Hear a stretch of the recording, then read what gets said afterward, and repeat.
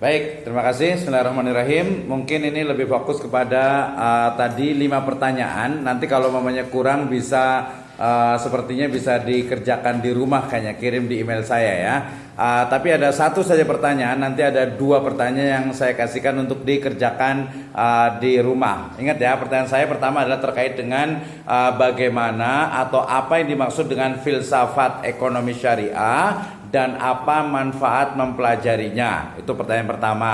Yang kedua adalah bagaimana atau usul fikih ya.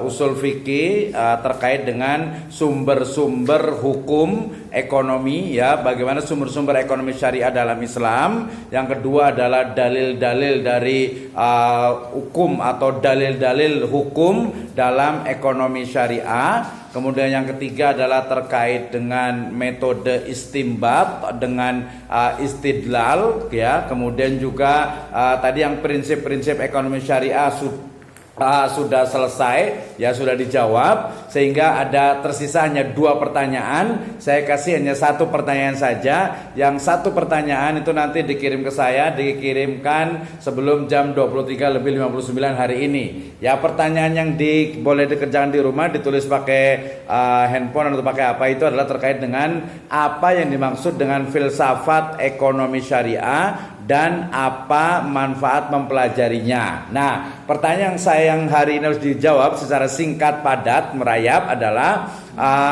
kita kan belajar tentang ekonomi syariah. Nah, dalam ekonomi syariah itu yang sering banyak ditanyakan di masyarakat itu adalah ini boleh atau tidak boleh, ini haram atau halal, ini makruh atau mubah. Nah, pertanyaannya ya, pertama ke Hirawan dulu nih, berarti nih pertanyaannya adalah bagaimana cara kita mengetahui sesuatu itu haram atau halal atau sunnah atau mubah atau makruh.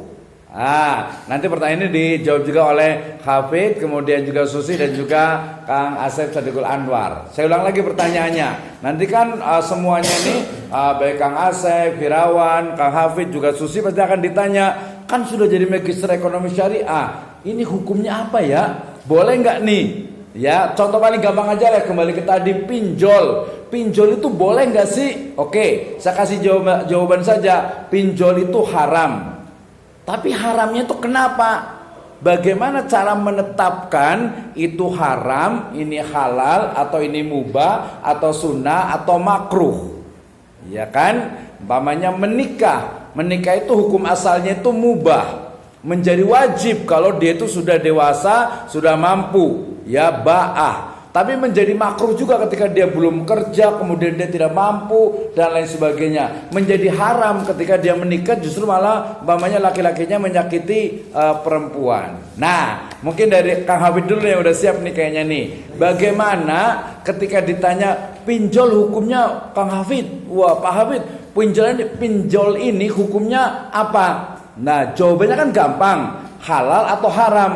Tapi di otak kita tuh harus mikir, oh halal, ini buktinya, ini argumentasi dalilnya, ini halal, ini. Silakan dijawab. Kenapa pinjol itu haram atau halal? Dipersilahkan.